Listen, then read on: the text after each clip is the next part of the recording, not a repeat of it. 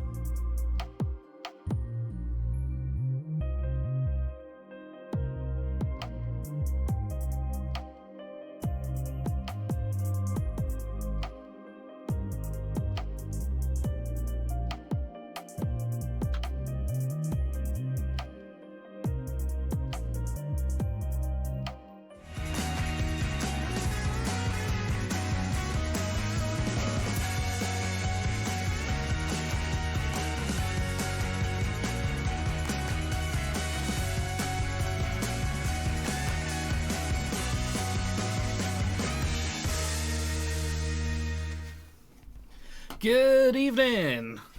Welcome back to the rundown. Well, it's not really a rundown. It's the run up. The run up to the big world team event. We've got a fun show today. Kind of getting everyone ready, everyone on the same page. Yeah, we've got about 10 days to go. It's less than that. Oh, actually, no. It's a week and a little bit. Yeah. And the big UK team is.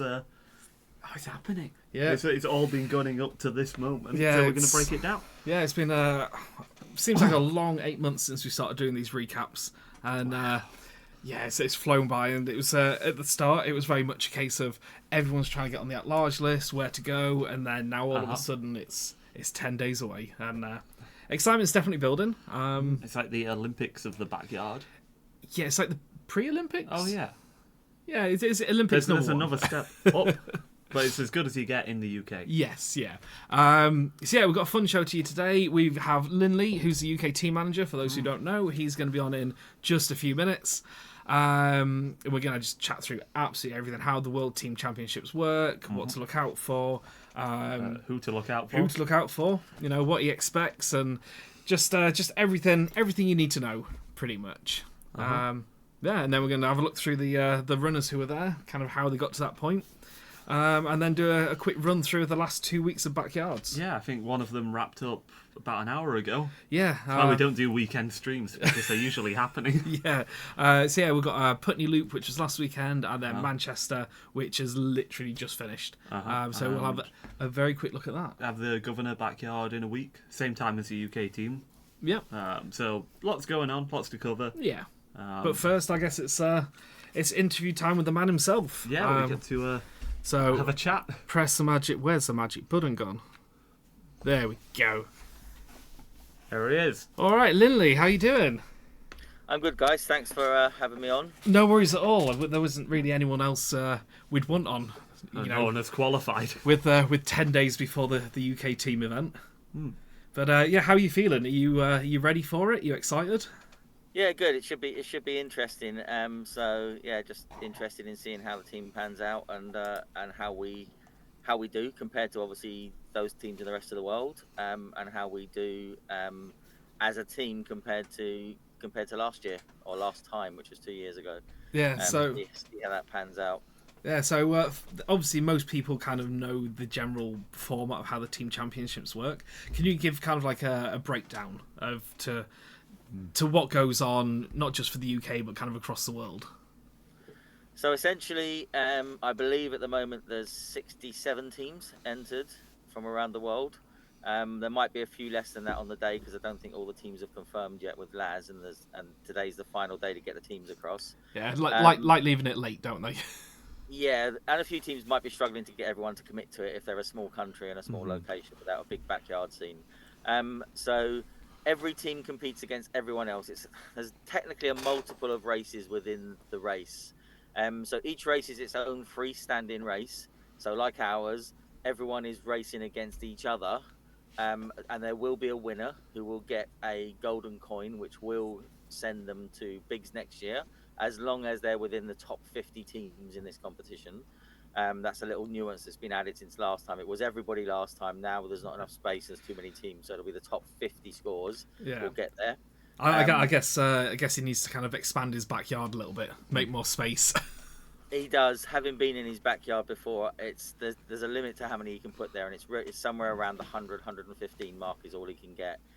And I think last time there were some issues where some teams got there, they had winners, they're genuine winners, but them winners were winning with very, very small amounts of yards in their competitions. I think there was somebody with like a 19 or something, and obviously that then means that it's difficult in his competition to put all the best teams in that space and have some at-large spaces, because there'll be people really deserving it. Like obviously last time Matt Blackburn won our national champs with 47, I believe, but we had several other people obviously were nearly at that number for them not to go to Bigs, and other people to get to Bigs with sub 24. I think Laz wants the absolute best there, so he wants to have the best performers, and that leaves him more room to add assists in the big races into his at-large selection. Because I think last time the at-large selection was only like 25 people, which wasn't. It's not huge. A difficult path to get in. Yeah, especially with the numbers getting so high now with the at-large lists. You really do have to be up there at the top to get in through that route.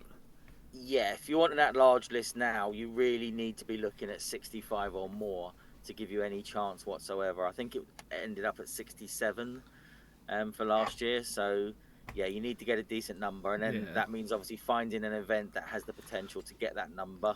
Unless you think you can win an event, so a silver ticket like one of yours or Hughes or Bill's or anything, you need a silver ticket race to get you to one of the other big races where the competition, to get you to one of the big old silver ticket races. And there's not many races. There's lots of races, but there's not many pushing those numbers at the moment. It will increase across all of them. Your race has increased since the first one. Minus 2 weeks ago. That was a bit of a rain off. Yeah, we had some weather. Yeah. And that's always going to affect it. That's going to, literally put a dampener on things. Exactly.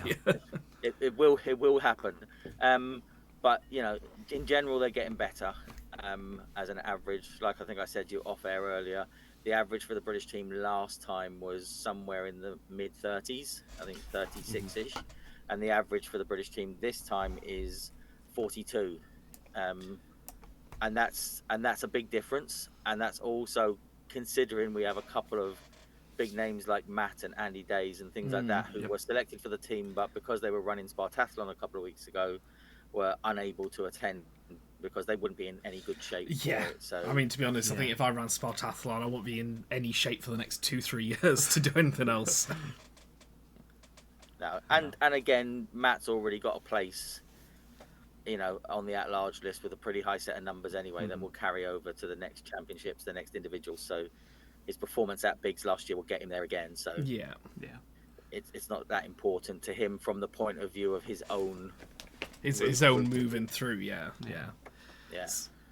So you've uprooted kind of. You are Suffolk based, and you have you're debuting the new venue over in Thetford Forest for the Gold event. So you're working with the Forestry Commission now. We're well versed with the Forestry Commission. It's always great fun. But how's preparation going for all of that? Are you kind of gearing up to get on site? Yeah, so we have everything planned. We have all the toilets booked and the area booked, and the guy at the Forestry Commission that we deal with is actually on leave at the moment and not back until Wednesday. So he's gone off on 2 weeks leave at one of the more inopportune times. It's always what you want before the biggest race of the year. Yeah, so I'll be down on the course probably Tuesday, Wednesday, just doing double check on the course, bike around it and make sure it's all tickety-boo.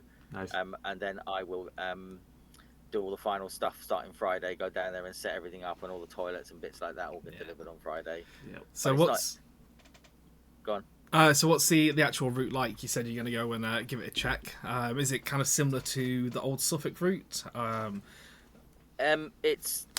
So technically it's got a little bit more elevation because there's one sort of decent, I wouldn't even call it a hill, but it's a long incline up to the only sort of high section of the course. And when I say high, I mean about 10 meters higher than the rest of it. Right. So we're not talking about a lot. Yeah. Yeah, other than that, the difference really with it in Thetford is it's a much more wide open course, as you know from having a forestry area. There's much wider paths, much more hard-wearing paths. The problem we had at Nettleshall was we just couldn't expand it with any more people, and we couldn't guarantee the routes in bad weather because we had to have a little shuffle round on the day before the race because there was some flooding on a section of the course and bits like that. So we had to have a last-minute shuffle round and add a little tiny loop onto the start and stuff. So. Just to make it all right. And that was difficult, and they couldn't guarantee us that the courses wouldn't be messed up each year because they have a lot of wild trees, and because it's a triple SI, they have nature stuff they can't disturb and things. So we just couldn't grow the event and improve it in any way by having it at Nettleshall, which is a shame because, you know, we've done quite well there. It's got legacy, hasn't it? Was an issue. Car parking was a massive problem. We got a farmer's field for last year, which helped massively, but it was just difficult. There's no room for expansion really for you, is there? No, we turned away so many people last year that we could have taken on board. We probably could have put another 100 people on the course from our 250 that we had. Yeah. Which is why we set up a second Thetford in September, like you have an early and late. We were setting up an early and late summer. And so we set up the second one, and then when the decision was made after chats with Nettleshall that we couldn't improve it anymore, we then asked to jump both events across, even though they're still called Suffolk and Thetford, just to distinguish between the two of them. They are both in Suffolk. One, we'll keep the names like that. Yeah, gives it a bit of a mix. It separates them. So we decided we had already had an agreement to have this championships at Nettleshall, but we decided because it's a small event to test the waters with how it runs at Nettleshall and how the parking system works and how all of that happens. It would be much better to do this smaller event on the test course and see how well that works.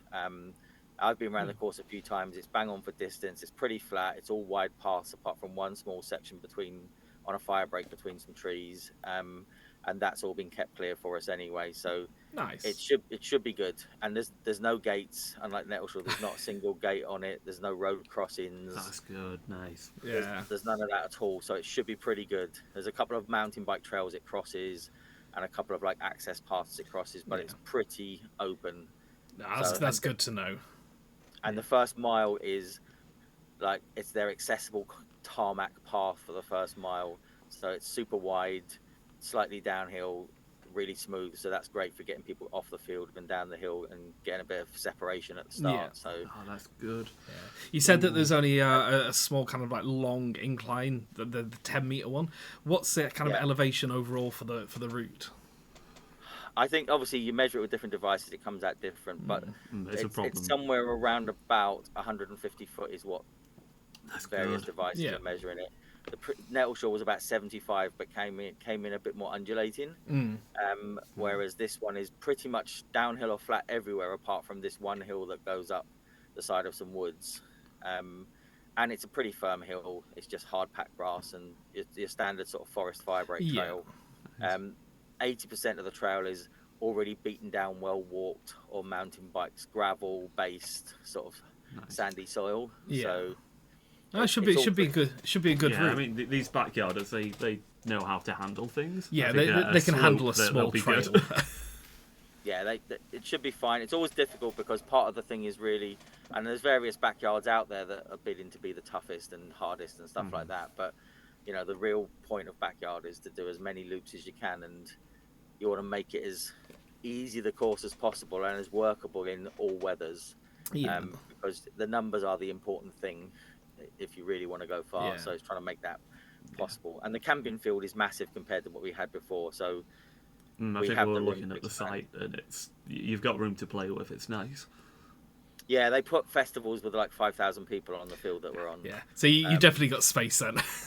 So we've got space, and that means hopefully in the summer we can really build the event as per numbers.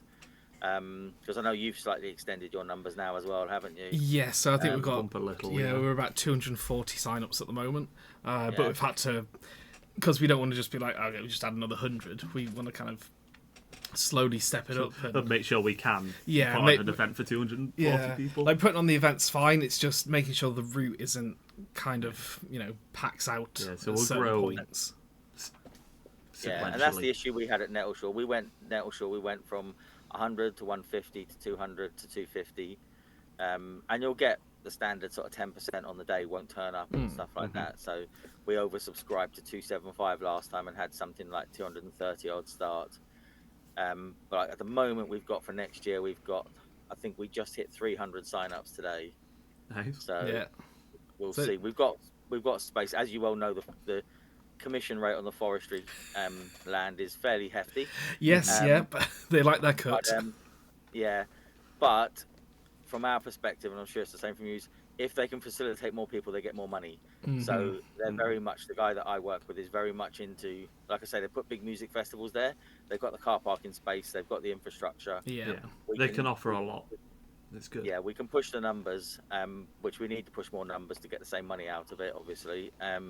But we can push that, and 500 may be possible. It'll be interesting because I think the biggest in the world is in Australia. I think is it Kalgoorlie? I've heard of this. Yeah, I think it was 400 and something I saw last year.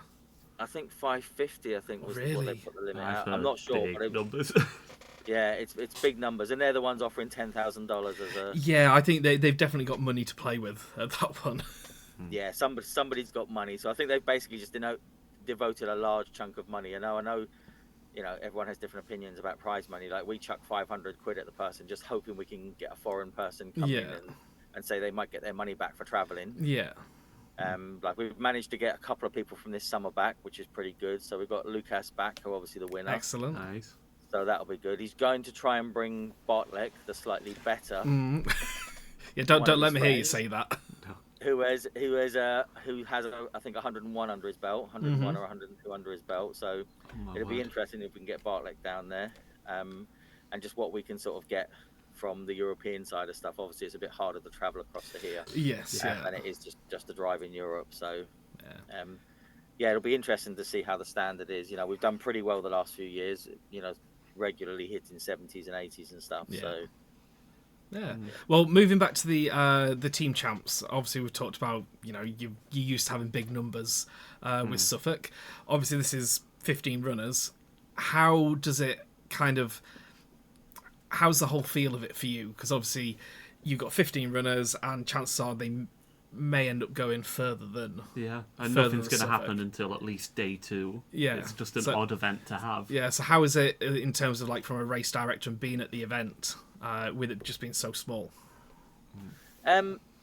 It makes some things a bit easier because obviously we're still going to chip them for running. We're still going to have the live timing that we do from Nice. obviously Matt and Timing Monkey. We're still going to have Stephen Cousins being paid to do a full live stream, so it'll be live the whole time. Obviously, it has to be That's anyway good. for the international Yeah. stuff, but he'll be doing the same thing as he did in the summer with an actual live stream where he can, verbally interact with people. Him and Yeah, Victoria will that's do nice. that, which Yeah. people seem to like quite a lot. Yes. yeah. And I don't have the time to do that all the time if I'm busy doing everything else. Although Yeah. Yeah, lot it's a quieter. workload, yeah. The team is really intending.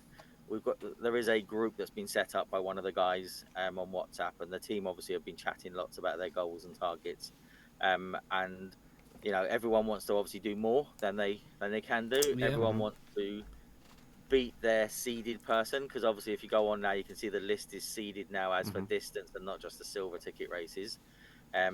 So the first place is playing, essentially there's like a mini race within that. There's the national races, there's the whole world team championships, and then as Americans love stats, so they've put basically the first seed against all the other first seeds, and the two Mikes, Mike Melton and Mike Dobie, will be doing the comparisons with that on their timing system. So this first seed beat that first seed. Yeah. Now that sounds all great, but for example, Mike Raffan with his 42 from your race earlier in the year, he's still seeded with a guy. I think one guy's just dropped out and changed, but he's still seeded with a guy that's got 67 Yeah. under his belt. So that's a Yeah. It's It's a massive It's an number. odd quirk of the race, isn't it? yeah. I think the Americans. I think the lowest person the Americans have is like 60 odd or something like that. But it's backyard. Anything can happen.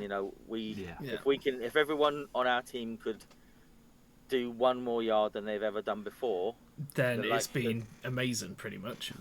yeah, that would give us probably potentially a top 10 slot, unless all the other countries did the same. But, Yeah. the points wise, last time we came 13th with something like 478 points. So essentially that's 478 yards because it's 1 point per yard per runner. And the winner was on 800 and something when the Americans won it. But the Americans and Belgians didn't have anyone drop to like 40, 50 yards. They were on it last year. They just Yeah. literally smashed it out of the park. From digging stats earlier, I think if everyone hit their qualifying run, it'll be about 600 yards. And I think we've got some runners that are capable of going beyond their qualifying run. I think we'll get onto individuals in a bit. Is there anyone that you think that you might have like a top 2 or 3 that you think might kind of overperform this weekend? It's difficult to say, and not all of them have had recent contact with, as in races. Obviously, probably about a third of the team have got their times from Suffolk. Probably another third are probably Rasselbock races, and then everyone's dotted around other ones from that. So, I would probably say that obviously John's a bit of a dark horse. He's got a great track record, but he's been hit and miss at the last one. He got ill at the last one, so it's a bit of an unknown. So see how he's running. So he's got potential for 70, 80. We know that. If he's got someone to run with. It's difficult to looking down it. I would say people that I would say have a good chance of pushing some decent numbers. Andrew Jackson, Chris Sperling, Wayne Smith, the top guys there. They've got some good records, and obviously I saw Wayne and Chris in that in the summer, and that. So they looked in good shape, and they were keen to be on the team. That's good. So if they can make a little group, they've got a really good chance. They've run those sorts of numbers consistently or pretty close to it. So and I know they're on form. Yeah, that's one of the things that I was thinking about, because obviously with your event, your Suffolk events, they go on, 70, 80 yards. So you like Andrew Jackson, Stocker, like all of the guys who qualified with you, they've had that chance to go further and further. Yeah. How much further do you think they'll be able to go compared to maybe some of the others who have maybe qualified through winning an event and had to stop because there was no one to keep them going? It's difficult because obviously if you look at people like, I don't know, Andy Imsey who did Portland Pig earlier this year, and people like Luke Carter, and obviously you've got Julie and Ian, obviously. but they've both done other races with me and come along. So, it's difficult. It's more the people that, Thomas Hujon, obviously a French British person. Yes, yeah. But he so he's obviously chosen to run because he's resident here. But we don't really know him. Obviously, one Highlander was 37. I'm looking at here. Yeah, he just kind of came out of nowhere. Yeah, we don't really know what he's capable of because he's not been in a race where people have wanted to push him to his limit. Yeah, that's the thing. Yeah. So it may be that he's got 50 or 60 in him. He just hasn't had anyone to push him. We just, obviously we've got, people like Ian and Julie qualified on certain numbers, but they've done better numbers elsewhere. I think Julie qualified with her best, but Ian's capable of a few more. Yeah, and to be honest, after seeing Julie at the Rasselbock one, that's where she got her qualifying. I think she could easily get another 12 plus, quite easily. Even at Maple Durham, she finished the event and drove home. I think she was quite happy just to keep going.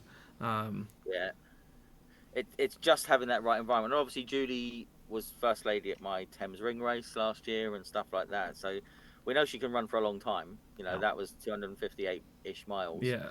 And she was absolutely fine during it. We know she's tough. So it'll be interesting. Be interesting the ladies' side of things as well, because 2022, we only invited one female, who was Sarah, because she was the only one at the time who had scored enough to be on the team. But this year, obviously, we've got three. We've got, what do you call her? What have we got? Karen, Julie, and Sarah. Karen Nicol, who was the previous furthest female in the UK, until Sarah took that, I believe, earlier this year. Or yes, yeah. At your one, wasn't it? I believe. Yeah. Sarah, I think she's got a good chance of getting through to 60. Like the only reason she stopped at ours is because she couldn't get the time off, obviously being a teacher. I think she literally had to go back to work. Yeah, and that's why she didn't come at the last championships. We had a lot of comments about that. Oh, why haven't you got a woman? It's simply because she was invited. She just couldn't get off work. Yeah. And this year it was the same. She was invited, and we only, at the deadline for handing the team in on the 3rd or 4th of September, I'd spoken to Laz and confirmed that it was okay if we changed her late if we needed to. Because she just couldn't find out until she went to school and found the right person to talk to. Yeah, it's going to be great to have her along. That's going to be great. But luckily enough, she has got that, and she has got the time off. So we should see how that works. And that should inspire more women to come along and believe they can do it. Karen Nicol is a big advocate for women in the backyard scene. So her being out there, she's going to be able to just like, look, we're here. Look what we can do. Come along. That's great. Yeah, absolutely. And we see it more and more at my race in particular. But a really good thing that was last year was obviously having, people like Claire Banworth coming along and popping out 61, which showed other people that you can crack out 61. Now, Claire's a whole different species. She had just one spine and Tour de France and all this sort of stuff in the same year. So she's pretty handy. Or I don't think she won Tour de France, but she came up there in the top of the field. But yeah, she's pretty tasty. But it showed other people that it was possible, and that you can do it, and you can compete with the majority of the guys that are out there as well. And with the rate that backyards are growing across the UK over the last 2 years, I think we're going to see more and more. And it's great. It will happen, and we will get women. Like every year, 6 or 7 around the world are won by women, and other people get close. If you wanted a really good example, when Maggie Gutterell a few years ago won bigs and stuff like that. So it is perfectly possible. And the time I ran bigs, Courtney DeWalter was 3rd and stuff like that. So it's perfectly possible. Obviously, the numbers were a bit lower then. That was won that year by Johan Steen, I believe, with 67. So, it's a big, massive difference compared to the 108 that they're on now, which is a fairly big chunk. But it's not impossible. And once you get to big numbers, we found once we get to 60, 70, no one's quitting. They will drop out usually, but in all our races that have gone that far, it's usually tiredness and their own mental ability that's got to them. They just don't function very well anymore. It's not because they can't run around in the time, because if you look even at the stats from this summer, Lucas was still capable of running 35s, the 38s. Yeah. Matt was running in low 40s. It wasn't their running ability was the problem. It was just being able to exhaustion. Yeah, and unfortunately Matt broke down before Lucas did, which is a shame. Lucas was still running like a machine. Lucas He really was. He just never. He didn't stop. Didn't falter at all. No, and that's a massive mental game, because then you've got Matt sitting there going, "What do I have to do? I'm wrecked, and this guy looks like he's fine." I can guarantee you, Lucas was tired as well, but he wasn't showing. But it's how much you can show outwardly and put the competition off, I guess. There's a lot of games go on like that, but from a team perspective, at the minute they're all agreeing, and they've all got some numbers they've been spouting out, and they all want to do a minimum set number, which they've all mentioned. But so I think they'd all love to get everybody above 40, and most people will be in new territory. Yeah. And so if they can work as a team for as long as they possibly can, that's a really good thing. And it doesn't really, at this particular event, it doesn't turn into an individual thing until you're down to 2 or 3 people, and then they might size up the golden Start coin. playing the mind games. Yeah. You've got to play the game as well, is that even if I don't win, can I get enough to get on the at-large list? Exactly. So it's only beneficial to try and help everyone to keep going. Really. Yeah. The more people you have, the bigger group you have towards the end, the bigger score you get at the end. And that's the same for normal backyards. If you get, I think you had 20 or 30 odd at 100 mile this year at one of yours. Yeah, I think it was 34. We got to the 100. And I think we pushed 47 or something in the summer, or 40 something. Yeah.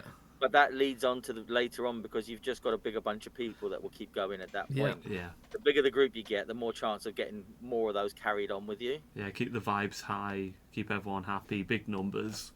Yeah, they're not lonely on the trail. They've got people to chat to. Because, like a good quote from Oriel Antoli this year, obviously, didn't quite make it for the win.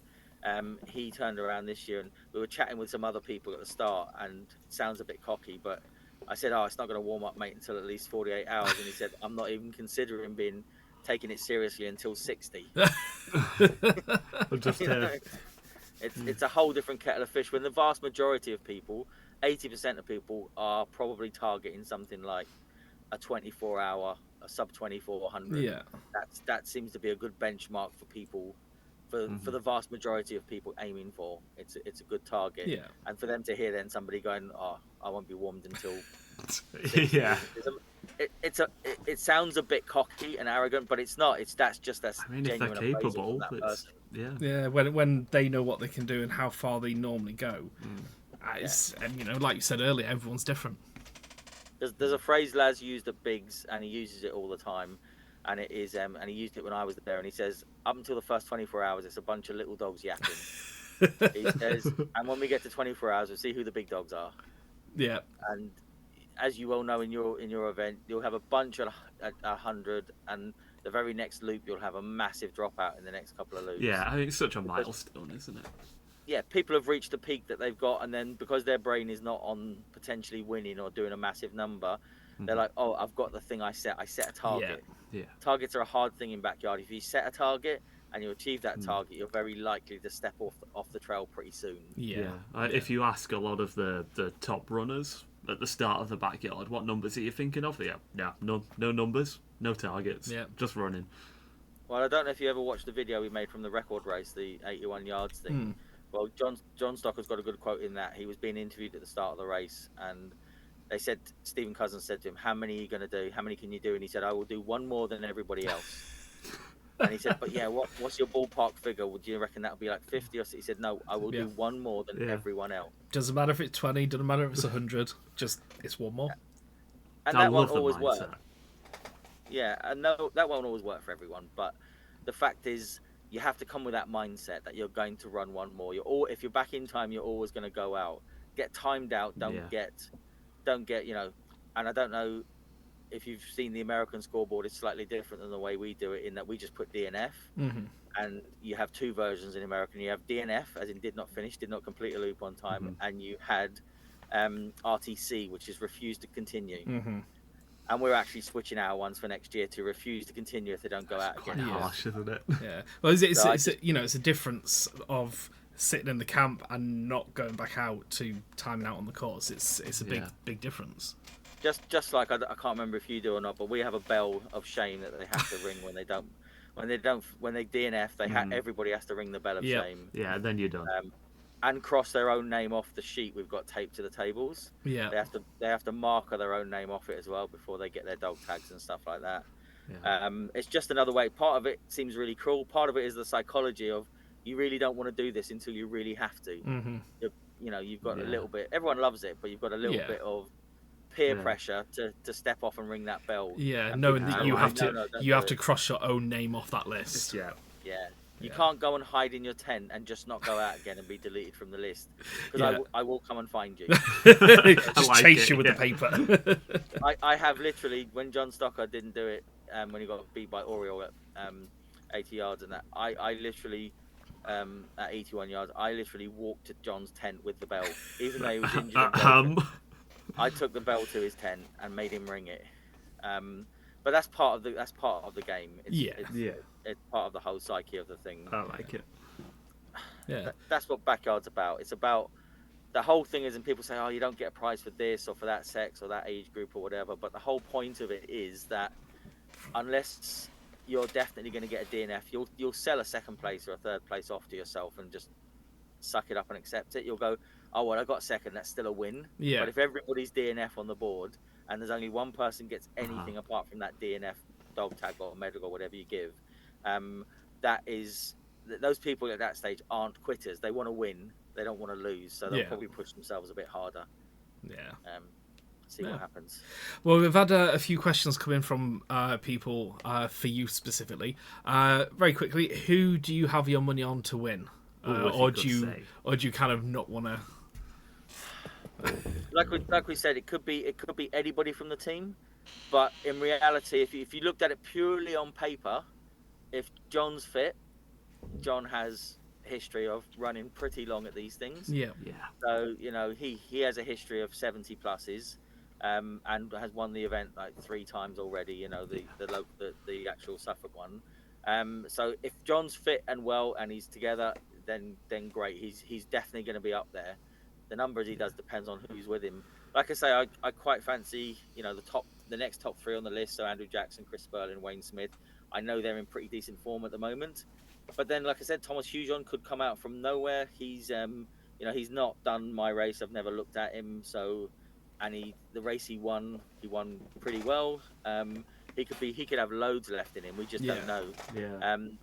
Some people are an unknown thing. Some people we've seen between your races and my races, and we know them. But literally, we don't know where he's going to be. He's probably the other dark horse, I would say, that I haven't seen at one of my races. Luke Carter, I've seen at mine.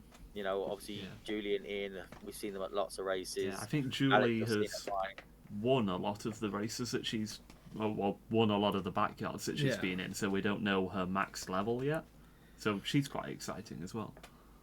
Yeah, she could be interesting. I think she'll certainly potentially push Sarah and Karen, and then it's just how she pushes against the rest of the guys. Yeah. But yeah, I'd say those top 4 on the list are the top 4 for a reason, because of and that's on paper, but it's backyard. Yeah, anything can happen on the day. Yeah, last time John got sick, unfortunately, after 8 loops and dropped out, and that made a massive difference to our score, because we lost a point every loop from there in. Of course. Just John staying till 47 with Matt would have moved us up like 2 positions on the board. Yeah. It would have got us up to a top 10 position. So yeah, that's crazy. Yeah, just little things like that. Wow, changes a lot.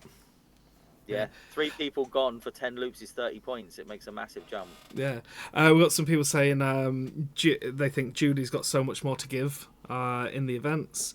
Eleanor Gallen's saying I think Julie and Ian have both got a lot more to give as well. So I'm just quite excited to see all these kind of first timers in the team champs, see how they do. Yeah. So yeah, it's quite exciting. Yeah, it'll be interesting to see how they pan out. Like you say, Julie and Ian Julie in particular, but they've won the majority of the ones they've entered.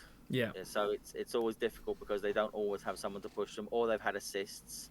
So it'll be interesting. Obviously, Julie and Ian stopped together at one race. They stopped as a pair, so we'll see how that works out. But it's but most of the other ones we've seen in races where they haven't won those races, or they were like Luke was an assist at Portland Pig, but I've seen him do similar distances at other races. Again, Andy Im's won Portland Pig with Luke as the assist, but again, he's been at other stuff as well. So it'll be interesting to see. But yeah, the known quantities I have are the first 4 on that list are ones that I really know. Yeah. Partly, as you can see from the list, they all have been at my races before, so I've had a look at them. And Chris was on the team last time. Yeah. Wayne was on the team last time. Andrew was on the team last time. So they know what the team event's about as well. Yeah. Those top 4 on the list. They know what to expect on the day, pretty much. Yeah, so it'll just be how they work as a team and whether they look after each other. It's good to see that pretty much everybody's coming with crew of some sort. Yeah, good. Because they can be looked after pretty well. We will provide hot water and basic foods and things like that, but we are out in the open, so having a good crew makes a massive difference. Yeah. And they all seem to have some pretty good people with them, so they've all begged, stolen, and borrowed people to come help them. Yeah, so nice. it should be because I know Julie and Ian were obviously they normally crew each other, and they were putting a post out fishing for crew to come and help. They messaged us to come down and crew, but I'm over crewing someone in Switzerland, so unfortunately. And I'm not capable. Yeah. So yeah, it'd be interesting. Crew makes a massive difference at these type of events. Yeah. You can do it without crew, but it's much harder, and you have to be super organised. But it's backyard. Even if people drop out, their crews will stay and help people. Other people will stay and help. Yeah. I'm sure you see the same at your events. People hang around, they spectate, and they come back and they crew people and they help them out. That's always happened at the event. It has been a bit of a push for us to kind of keep people on site, just spectating and watching and helping out. We really like that half of the backyard. Yeah, we've got Ian just popped up, said he's got a top-notch crew now. So I'm guessing they're all ready and raring to hit at least 70 for sure. It'll be interesting from Ian's perspective whether they are both in the same tent being crewed or whether they've decided to go into separate gazebos and be crewed as individuals. Yeah, just have those few minutes away from each other. Yeah, but because each of them will still have their own race, even though they work really well together. They might have their own ups and downs at different times. So it'll be interesting to see. I'm sure he might even answer in a minute. But he's literally just put shared gazebo. Okay, yeah, there you go. Because those guys work together pretty well. But for some people that might be murder if they were sharing it with another. It might be a death. It probably would be for me if that was the case. I just get grumpy when things aren't going well. So it'll be interesting. But yeah, it'll be very interesting. I think everyone's excited. Team kit is sorted. They've got team kit for photographs and stuff like that. We bought a bunch of team kit for them. So just t-shirts and hoodies with the logos and stuff similar to last year. I put a post out I think the other day about it. But yeah, so it'll be very, very interesting to see. It'll be quite exciting, but like you say, it's going to be difficult. The first really 24 hours is just everyone getting settled in. Yeah. I saw, I think it was Eleanor Gallen saying, she's a big member of the community, saying that the people that do not finish get a silver coin. In some countries, is that something that's at your event as well? Yeah, we had them delivered last week. They've been bought and delivered. So we had the winner gets a gold coin, and everyone else gets a silver coin. The coin has the name of every team athlete on it. Nice. Or some records on it or something like that. But they have a bunch of names across them, all the team names and stuff like that. I don't actually have one in the van with me, otherwise I'd show you it. But I think I put a picture on Facebook, I think last week or something when they arrived. But yeah, the coins are all here. So golden coin, like when the races we didn't have silver races. We just had, if you won Suffolk, you went to bigs and stuff like that. So obviously, as the races expanded, there had to be a different system. So we've now got the bronze and silver. It used to be the silver ticket got you to bigs, but now you have to get a gold coin in the national championships. Yeah. But they're all there, and they will all get one at the end of the race. Yeah, nice bit of a memento. Yeah. We had Darren who does Longbridge. He's just asked, with regards to elevation question, do you think there'll ever be a handicap bonus for higher elevated races? For instance, would there ever be an option for a backyard that's say over 500 foot to have a separate lower loop number for those runners to qualify? I would say no. That's never going to happen. because if anyone that goes to Biggs will find that Biggs is actually a really hard course. Lads have spent a lot of time flattening it over the last couple of years, but it's a horrendous course on the day loop when you go through the trees and that. He's put a lot of boardwalk out to avoid the worst bits now. Yeah. But it was a horrible course when I went there, and then you got the tarmac out and back on the thing. A lot of courses run day and night loops because of restrictions and things like that. But no, I don't think there'll ever be any difference for elevation. I don't think there'll be any difference for difficulty for wind and terrain or anything like that.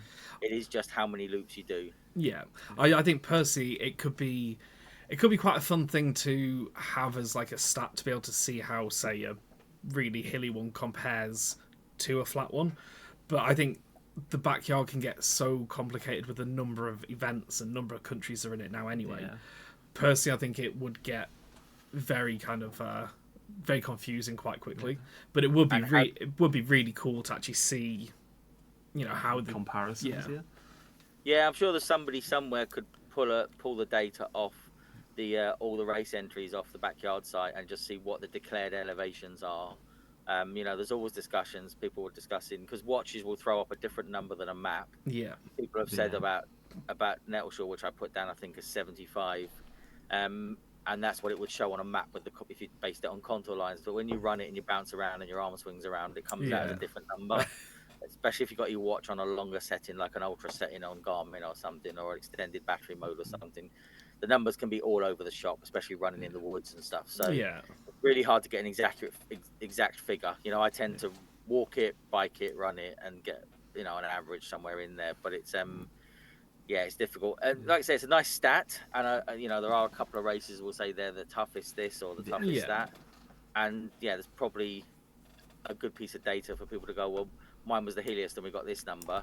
Yeah, but I think it does seem a bit harsh to be like, oh, you've got a really steep backyard, deal with it. But I think at the end of the day, it's just the number. It's how far you go, and adding to that it's another thing. It's just the number at the end. If you look at like the Belgian one, that was done essentially in a flat cycle path on a park. You're not going to get, and it churns out some pretty good numbers. Yeah. Have they done anything wrong? No, they've watched the rules and they've picked the flattest, smoothest, easiest to run on surface. Which you've picked a pretty flat course at Sherwood Pines. I've picked a pretty flat course, at the Forest and Nettleshall, and that's part of it. It's the balance of trying to find somewhere you can get all those permissions to be there for a stupidly long time. Through day and night with the infrastructure that you require, or at least the ability to bring it into the area, like we probably both do at forestry places where there's no basic infrastructure, and get permission for all that for a long time. It's difficult to do that, and some areas are not as flat as some areas. It is always fun going to a new venue and trying to explain a backyard ultra. It's like, okay, so when does the event finish? And you go, no, let's start again. I think it's one of those things that not everyone, but a lot of people want different things from their backyard. Some people just love the format and they know they're never going to qualify, but they love the format and want to just, maybe they don't want to just do flat ones. So I completely understand why there are really, really hilly backyards around. Because probably 90% of the people who take part have got no interest in qualifying for the team. So it just adds something different into the normal backyard format. If you say you've done 20 at Pig on the Hill, someone might go, Pig on the Hill? Yeah. 20? That's great. And if your normal running thing is in the Lake District and you run up and down hills all the time, you're not going to be happy at running on a flat course through the forest. You're not going to be pleased at all. Or if you're from up north and you come down south to a good thing is Mike Raffan. He came a few years ago to Suffolk. He's obviously right up at the north end of Scotland. It's freezing there in the summertime. He came down. We had a particularly hot day, and we pretty much melted him. Running with his shirt off, and he was still melting. He didn't have the best day he could have, which he's obviously improved on quite a bit since. But it's part of that was learning the race, but part of it is, that's not the conditions that he thrives in. But so this time of the year, a chillier bit of weather will work better for him. Yeah. But no, it's exciting. Looking forward to it. Another quick question. This is coming from Karen, surprisingly. She says, ask Lindley, who's his favourite timing monkey, Karen or Matt? Or I'd have to say Matt. Oh, she's gonna be messaging me in a minute. It's all right. Karen will be stabbing me because Karen's actually the one that's going to be there all weekend. Matt's coming down to set up, and then Karen's off for the other one. Yeah. You'll have to deal with that next week then. I'll get stabbed when Karen comes down. That's why I've actually not sat on the fence and decided I would just say it. Yeah, regret that one later. You've got to mention the organ grinder, not the monkey, haven't you? Yep. I think that's pretty much all we've got on our little question sheet. Is there anything else you'd like to add about either the course or the championships or anything really? Any shout outs? Not a huge amount. Obviously, I will post out on our social media and it will be added to the page. Once the link, Stephen's created the link at the start of the event, we'll drop that on because it will be live streamed all the way through. We do have, we'll put tags on stuff. Stephen will, obviously Flying Burrito and people like that added some sponsorship links and bits and pieces. And my runner obviously coming down and doing the live stream, which will be great. Go and watch their videos on the previous backyards. They've literally got videos on their YouTube channel of all the previous ones that they've done for us. Awesome. They're pretty cool if you want to watch people run around in a circle quite a lot. Just hopefully, just seeing how the team goes and wishing everyone, the best of luck with that and getting them hopefully to, it's hard to have a target, being realistic. The chance of winning the whole thing is slim. It's slim compared, like, when you're up against Belgium and the US. Yeah, there's a lot of Americans. At least those two. Yeah, it's really hard. They've got the numbers and the population. Well, Belgium not so much, but the US, it's a population of 300 and whatever, 50 million people. They've got a big bank of people to pick through. But we've got a good team, and we've got arguably numbers wise, we've got a better team than last year from averages. Yep, and I'd say even half the team are untested as well in terms of how far. So it'll be really interesting to see where we can go with that. I think a good realistic target would be to try and get in the top 10. Yep. We're 13th last. If we could get in the top 10 with numbers, that would be pretty cool. I would take that as a win. Yeah, I'd be chuffed with top 10. That would be pretty good because obviously there's a massive range of countries. You go all the way down the list, and there was teams that were just scanning last year's stuff. Like Malaysia was like all the way down with, their winner had 25 last year. There was 22 from Mauritius, but they kept people in a bit longer. There was people last time was, even in the team champs were only doing 20 loops and that. So, and they were the winners in their teams. So you'll get a long way up the table just by your guys doing at least 24. Yeah. And that's going to put you in the top half straight from the bat, really. Yeah, exactly. So that's why Laz has obviously put that rule in that it's only the top 50 teams winners will get an automatic golden coin. Which might seem a bit cruel when someone's won their national championships, but he just doesn't have the space. He's got to limit it somehow. And he wants to make sure that the best are there and not just everybody that qualified. So it's difficult. It's an enviable thing. Yeah. But no, it should be good. It should be interesting. We'll post that lots when we get a chance and people will be able to follow it and hopefully support people. Stephen, I'm sure, and Victoria will be shouting at people when they finish each loop. Yeah. Well, I'll be sending messages over from Switzerland. Which one are you at in Switzerland? I'm crewing Rebecca Horman in the Swiss team. Okay. So she's fourth seeded, I think. So it's gonna be a long 4 or 5 days, I think. Cool. Have you got the Swiss guy that we had at our race this summer? Is he running there? What was his name? I'm drawing a blank. It's gone out of my head now.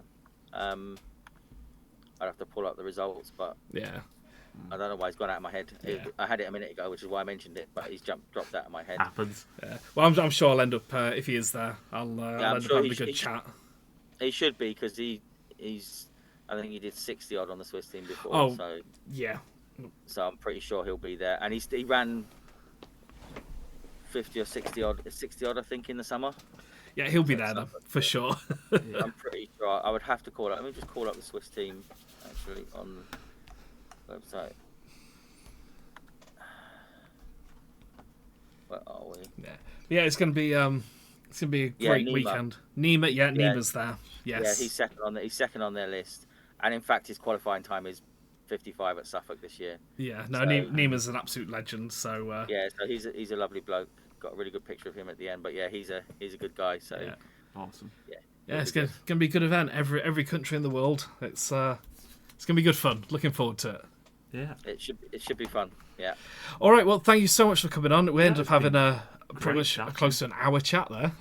Yeah. It didn't take. Yeah. Yeah, took easy a done. bit of time. Yeah, but yeah, good luck with everything, and I'm sure once everything's kind of the dust has settled, we'll have another chat and catch up to kind of review through everything. Yeah. Cool. But yeah, good luck with everything, and Thanks for coming on. yeah, and we'll problem, chat in a few weeks' time. Yeah, happy to be here. All right. Thanks, Legend. guys. Awesome. Cheers, Lindley. Let's do it. Cheers. Bye. Whoop.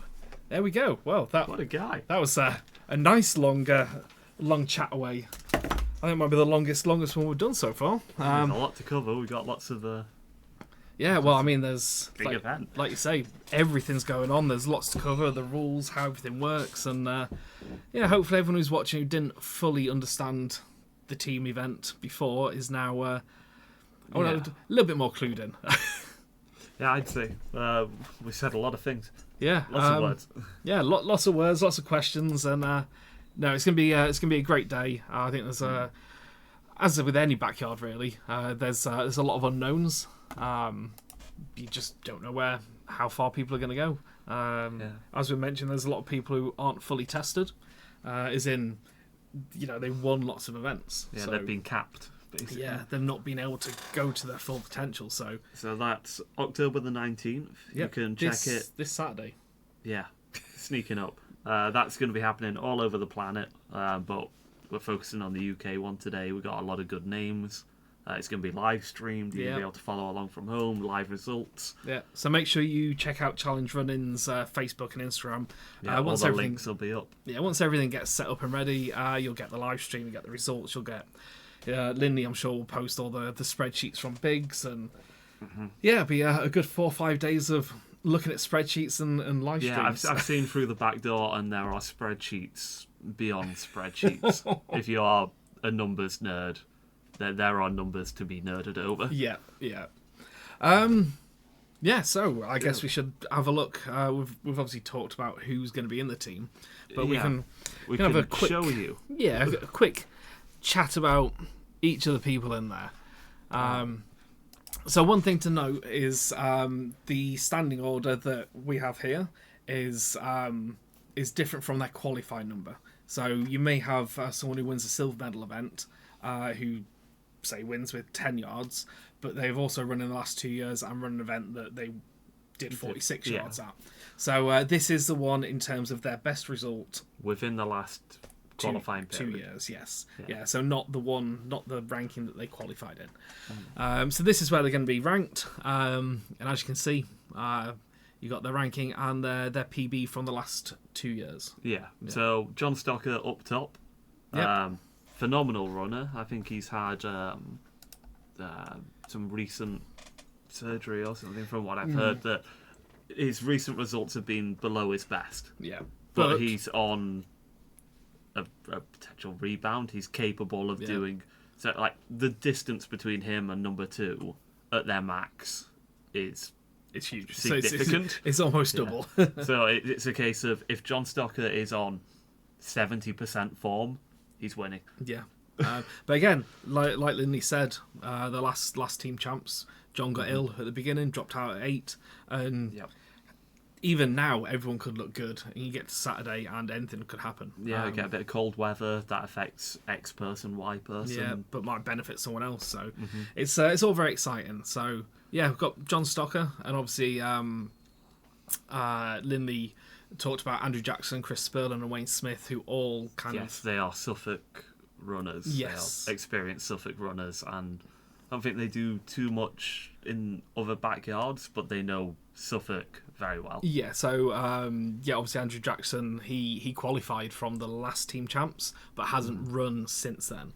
But obviously Lindley said that he knows him, run events, and he's looking good and strong. So we could see him, be the assist for John, or any of the other runners pretty much, because looking down, we know Richard Thompson really well. He's won 2 of ours. I'm pretty sure he said that he wants to hit that 60 mark. He's been waiting for the event that will let him get to 60 yards. Yeah. And there's no reason to say that he couldn't do that. Yeah. It's not just saying, oh, I want 60. He's just fully waiting capable. for the opportunity to do 60. Yeah. And then you got Mike Raffin, number 6. He won R1 this March. And again, untested, because he's always capped out by winning. Yeah. I think if I was a betting man and I was going to go against the bookies' favourite, Richard Thompson and Mike Raffin would be the 2 that I'm eyeing up. Okay. Personally. Okay, Right? It's not interesting. statistics or anything, but Yeah. I've picked 2 names in my head. See, I'm not going to say. I'm I might write mine down, and then we'll come back to it after the event. But I mean, I've been public with my choosings. Yeah. But there are, there's some absolutely amazing runners. Like we said, Mike Raffin is untested, could quite easily get to 60, I think. Sarah Perry, she dropped out 41 at ours. But the only reason she dropped out, like we said, she had to go back to work. She just couldn't get the time off. She dropped out with a smile on her face and some energy left in the tank. And to be honest, she even said afterwards she just could have just kept going, pushed Mike to that 60 mark. So I think we could see quite a lot of runners, conditions depending, hit a minimum of 48. Yeah, it's and that's before we even got into the second half of the table.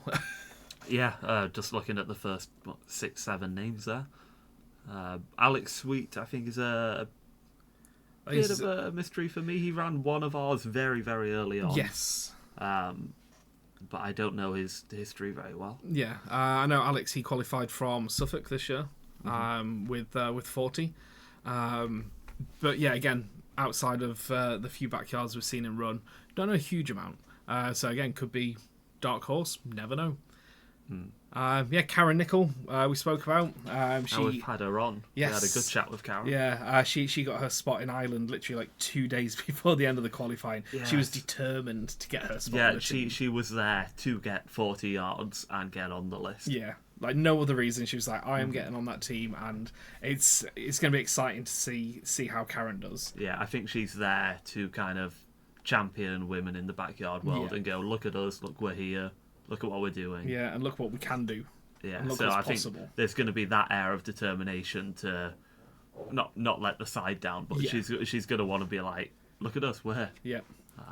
Yeah. And then Andy Ims. I remember Andy in like the last 2 months was getting, I don't want to say antsy, but I kept seeing him like commenting, it's like, is my result going to be enough? And then he went down to Pig on the Hill. To try and secure that win to guarantee the spot in the team. In the end, it was enough. But that last month, I'm sure as most people are watching, start getting a bit tense. Yeah, it was very much like every single event. It's like, close oh at the god, bottom. yeah, like 4 or 5 people trying to get into the team again. Pig on the Hill in particular, because it was a silver.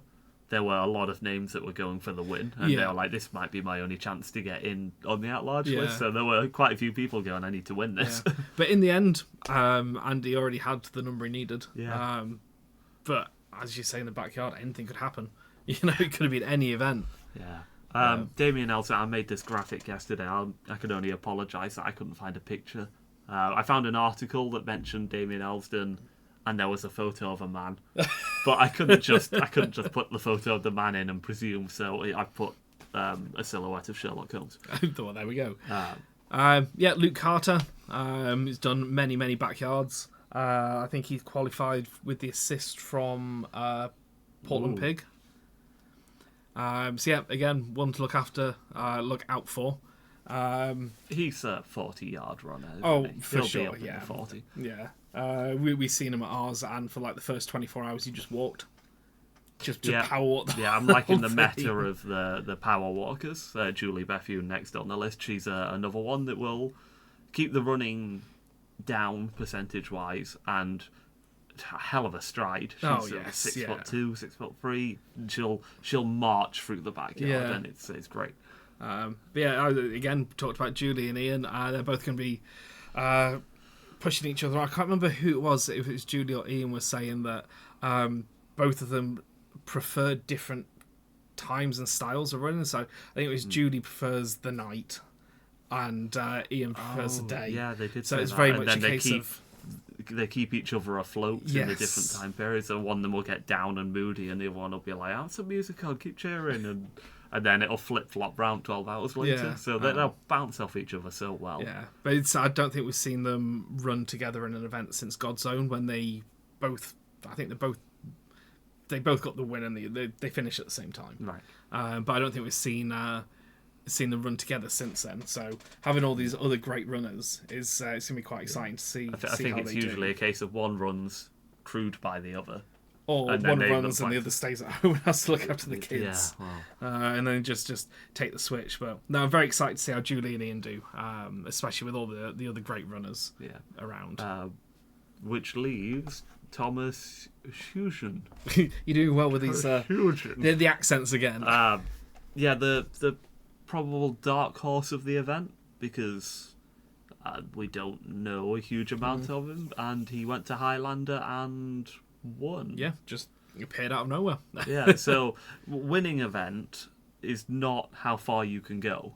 It's where you've been capped. So he's hit 37 and the race has ended. Yeah. He's a 40-yard runner. He could be a 60-yard Yeah, runner. you just don't know at the end of the day. Mystery Thomas Hugen. The mystery on how to say his surname. Even though Lindley was saying it earlier, I was like, I'll remember that. Hugen. Yeah, no. So that is the UK team. Yeah, that's our runners. Yep. I don't know if anyone wants to put in the chat who they kind of either cheering for or their predictions, how far you think people are going to go. It'd be really interesting to know what your thoughts are on how well people are going to do. Me, I've been public. I've said completely impartially that Mike Graffin and Richard Thompson are my go-tos. I think one of them will win. Okay. I'm not saying that on behalf of Rasselbock or on behalf of anyone. That's me. All right. He's not affiliated in the slightest. No, I'm just putting my cards down. All right. It's everything we need to say about the UK team. Yeah, I mean, that's been an hour and 10 minutes just talking about the UK team event, which is that's been a chunky one, and we're not finished yet. So no, because we've there's got been more other events on over the last 2 weeks since we last streamed. Yeah, so we had 5th of October was down in London, Putney Loop.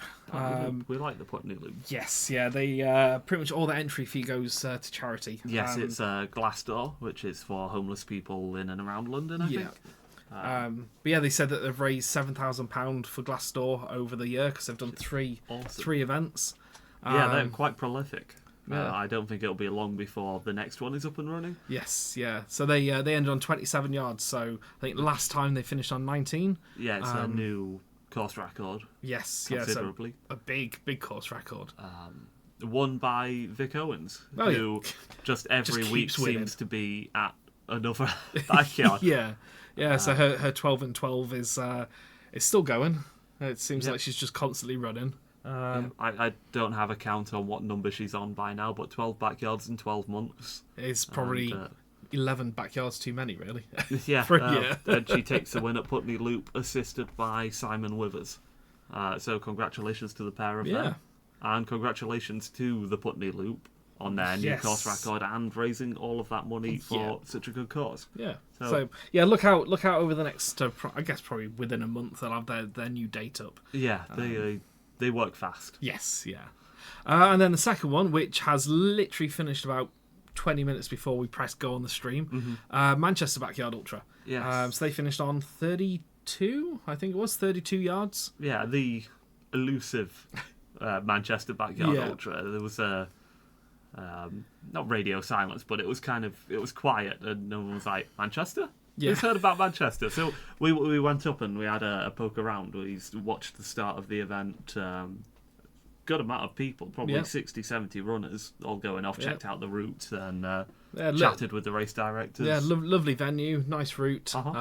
We did the first half of the route kind of in reverse, and it was nice and flat. How the middle chunk is, we didn't get that far because we had to come back, but Yeah, it's the first and last bit are very flat. Yeah, barring one maybe 20-meter, It's like vertical like hill. 45-degree, like just moving between two planes of existence. Yeah. So we'll probably have more about that when we do our next stream. Yes, they it finished. literally wrapped up as we were kind of moving the chairs around and getting ready for the live stream. And that brings us to the updated at-large list. Which is, within the last 2 hours, become out of date. Yeah, Which is why we don't really do streams at the weekend, because there's usually a backyard happening. Exactly. So this is almost as up-to-date as you can get, the unofficial, official at-large list. Yeah, I think if you take into account Manchester, they had a runner finish on 26, a runner finish on 27, and then obviously the 31 and 32. So that will be another 4 runners in there, which will knock out Benjamin Mahoney, Grant Jean, Simon Withers, and Michael Bland from the list. But that's 2 of our Rasselbocks. but to be honest, with the UK team coming up this weekend, Yeah, I think next time we show everyone this list, it could just be the UK team on there, pretty much. So yeah, if your name's on there, enjoy it. Yeah, I mean, take a screenshot, mark the date, Yeah, because the UK teams is happening, and it could be 60s on there. yeah, So, we will see, and there's, I'm not forgetting one. There's the Governor Backyard, which is the same weekend as the UK teams. yeah, this weekend. Wow, that's happening way down south. I think it was an immigration prison that closed down. And Like it has an old immigration it- prison, yeah. It has a moat. It's a giant moat shaped like a star, and they are running into the moat, going right round, and then back round, up, wiggle round some buildings, and then back into literally the prison block. Yeah, So it's a great venue. it'd be one to watch over this weekend if you need a few minutes break from the World Team events. Yeah, if you're following the World Team events and you're going, I need more backyards. I need more backyard in my weekend. It's not enough. Then there's the Governor is also happening. Yeah. You can check that out. It'll be in their UK Facebook group. Yeah. Then coming up after that, we have, I think, 2nd of November, Golspie Backyard Ultra. So I think it's the furthest north Backyard Ultra for this cycle. Yeah, until Orkney returns. Until Orkney comes back, yeah. So we'll be up there. We'll be live streaming it. It's a beautiful venue, castle right on the edge of the ocean. Yeah. Start line is right there, looking out over the sea. So fingers crossed the weather will be nice. Because we'll be there. Well, yeah, we quite like some nice weather for once. Yeah, so we'll be up at Golspie running a live stream. So you'll be able to follow along with that on here. Yep. So make sure you subscribe or whatever the button is on Twitch. Yeah, and then the last one after that is last one of the year, God's Own Backyard on the 16th of November. Yes, we'd like to get to that one. Yeah. If we can. I think the schedule's tight, but... Yeah, but so it's not much left now for the year. And then we got the Christmas break, and then all begins again. Yeah, what are we going to do? Yeah, what are we going to do for Backyards. 2 months? So unless anyone's got any burning questions... that brings us to the end of our Word document. Yeah, yeah, our longest stream so far, minus the actual backyards itself. But yeah, hopefully you've enjoyed it, and it's been you picked up a few useful bits of information. Yeah. Happy to be here, and a huge thank you to Lindley for coming on our little show. Yeah, and giving up his evening just to chat. He's about got everything. a lot on at the moment, and he still gave up some of his evening to So, come and absolute sit down legend. with us. So good laugh. So yeah, if I think that is it, and yeah, good luck to all the team this weekend. Yes. Good luck to all the teams around the world who are, all going to be battling out with each other, and good luck to all the ones at the Governor. The Governor. Yeah, There's a lot of backyarding going on this weekend, and it's going to be great fun. follow it all along. Yeah. All right. Well, have a great weekend, everyone, and we'll be back after the teams are done. Yeah, with more to talk about. There's always more to talk about. Okay. Bye.